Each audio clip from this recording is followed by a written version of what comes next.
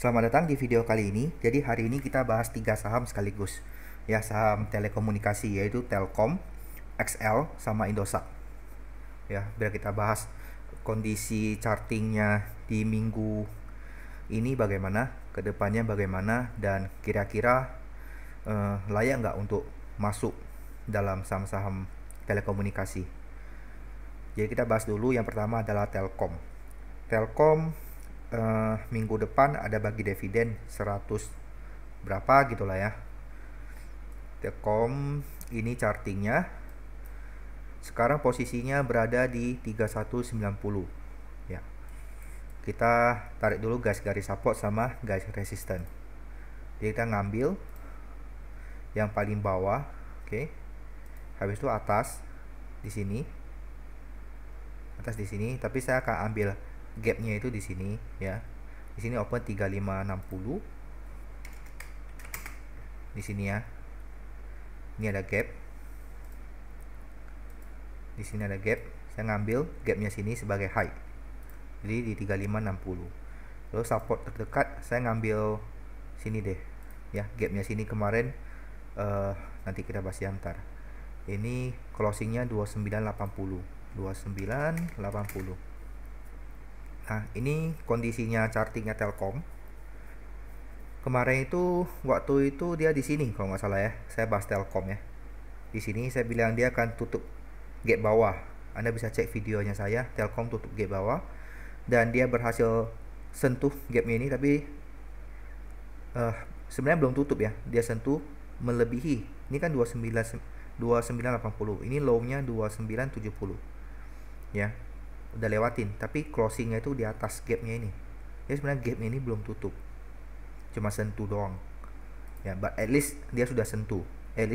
Kemarin saya bilang 2980, dia udah sentuh dan tembus 2970 dan dia rebound back lagi ke atas. Nah, biasanya kalau misalnya suatu saham dia mau bagi dividen, beberapa hari sebelumnya itu sahamnya akan naik. Pas hari H bagi dividen, sahamnya juga continue naik kalau misalnya saham itu dinilai murah oleh pasar. Dan hari keesokannya itu akan turun. Biasanya orang sudah dapat dividen, dia akan buang sahamnya. Dia nggak peduli lagi sahamnya itu fundamentalnya bagus lah, chartingnya bagus lah, atau whatever. Asing mau masuk, asing mau keluar, lokal mau masuk, lokal mau keluar, yang penting kalau keesokan hari setelah dapat dividen pasti dibuang. Ada 1% saham yang setelah dapat dividen harganya tetap naik. Cuma 1%. 99% sahamnya pasti dibuang. Kalau misalnya Telkom dapat dividen 150 contoh lah ya, 150, saya lupa 100-an. Harga gap turunnya itu biasanya pasti di angka yang hampir sama atau melebihi nilai dividennya itu. Tergantung. Kadang dividennya kecil ya, tapi gap turunnya gede. Tapi biasanya kalau misalnya dividennya 150 ya, setelah bagi dividen sahamnya itu pasti turun sesuai dengan angka atau hampir sama dengan angka dividennya. Jadi kalau misalnya Telkom 150 dividen, 3190 ini contoh hari ini udah bagi dividen, besoknya masuk itu dia akan turun 150 jadi 3040 ya, akan jadi ke 3040. Dia akan turun ke bawah karena orang buang. Nah, itu kalau misalnya prospeknya emiten yang akan dapat dividen biasanya begitu ya. Ingat bahwa Telkom dia belum tutup gap ini, tapi dia berhasil sentuh, tapi dia belum tutup gap. Ini juga udah pernah sentuh ya, tapi dia nggak tutup gap, dia hanya sentuh. Ingat, charting akan selalu berusaha tutup gap sebisanya mungkin. Jadi kalau Telkom, seperti saya sering bilang di video-video saya sebelumnya, saham telekomunikasi itu dia cenderung akan sideways. Dan Telkom sudah sideways berkali-kali ya, berkali-kali. Bagi yang sudah memanfaatkan sideways-nya ini ya bagus ya. Dia beli di sini, dia jual di sini, dia tunggu beli lagi di sini, jual di sini, beli di sini, jual di sini, beli di sini, jual di sini. Mungkin nanti dia beli lagi di sini, jual lagi di sini, gitu aja terus ya, gitu aja terus saham Telkom. Contoh kalau misalnya tarik gas trend line bang, kita ngambil sini, Oke, kita hubungkan ke sini. Nih gas trendline-nya. Sekarang di posisinya di bawah trendline-nya ini. Ya mungkin turun lagi dia. Ya nanti naik lagi. Nah, support terdekat ini. Keduanya ini. Ya, keduanya ini. Ini taruhlah, ini opennya berapa? 2880. 2880. Nah, jadi supportnya Telkom itu di kisaran sini nih. Nah, supportnya Telkom nih. Jadi kalau misalnya orang yang pandai kemarin kan ya beli sini jual sini, beli sini jual sini, beli sini jual sini, beli sini jual sini, gitu-gitu terus. Jadi kalau misalnya Telkom ya kemungkinan besar dia turun lagi, nanti naik lagi, gitu-gitu aja. Kalau misalnya trend bawah gimana bang? Ngambil sini, hubungkan ke sini, gitu. Jadi kalau misalnya orang tanya Telkom gimana, ya Telkom seperti saya bilang akan sideways gitu aja. Sampai kapan gitu kan? Sampai dia tembus 3560. Ya. Tembus 3560 tutup gap.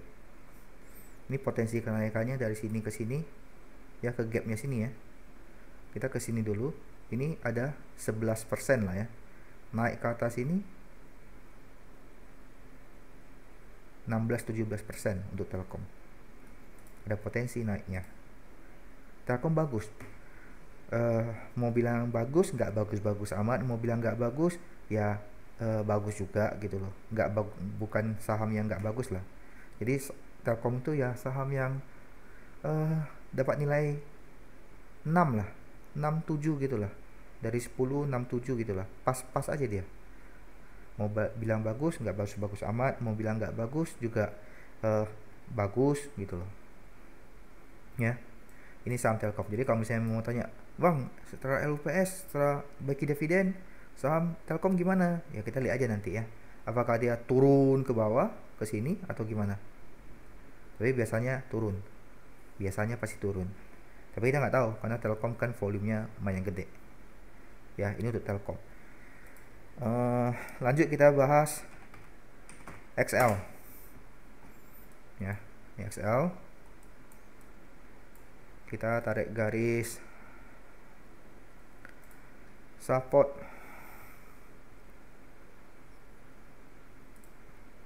ini, high-nya berapa nih? High-nya 2810. Oke, ini high-nya berapa? 810 pas. Seperti saya bilang itu XL ada kemungkinan dia akan menguji angka 3000. Kita guys, trend line XL akan menguji angka nih, angka 3000 ya. Kemarin sempat turun, langsung naik lagi.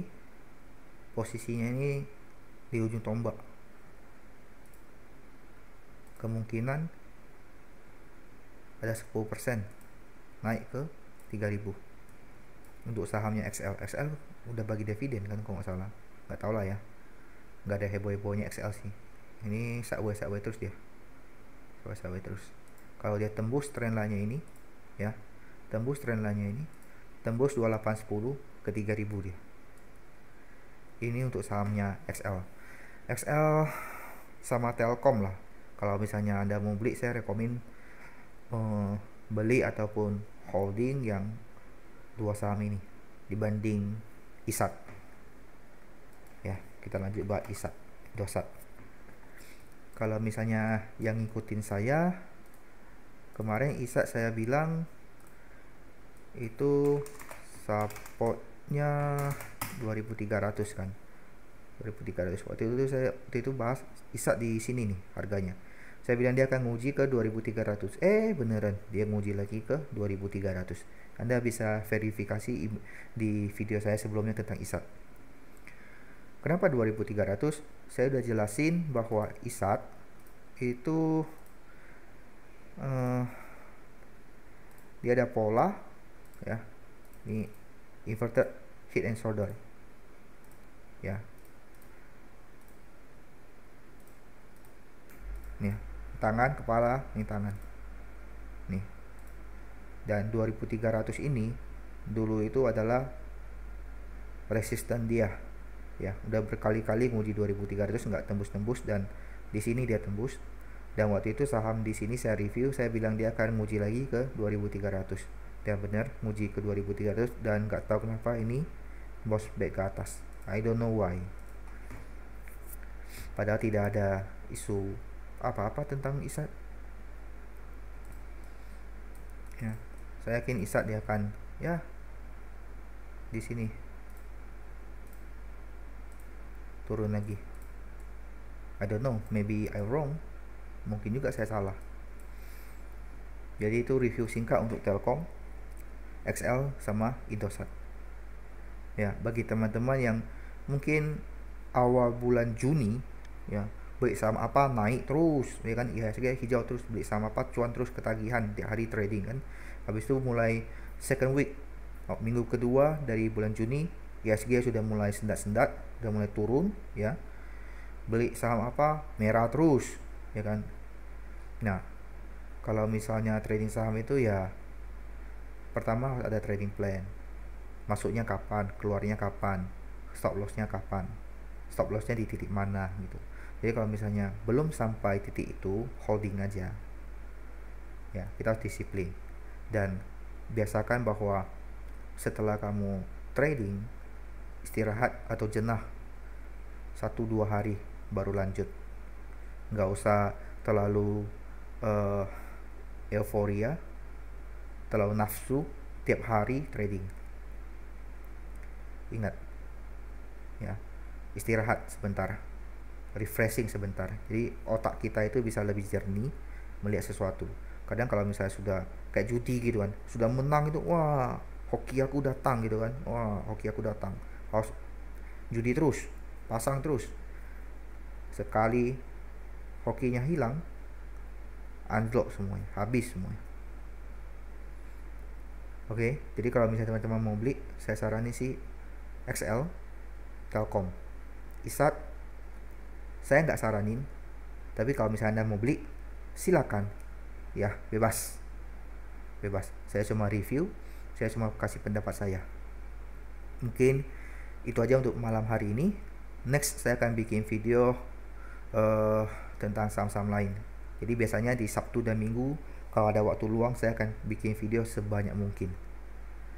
Oke, sampai di sini video saya. Kita jumpa lagi. Bye bye.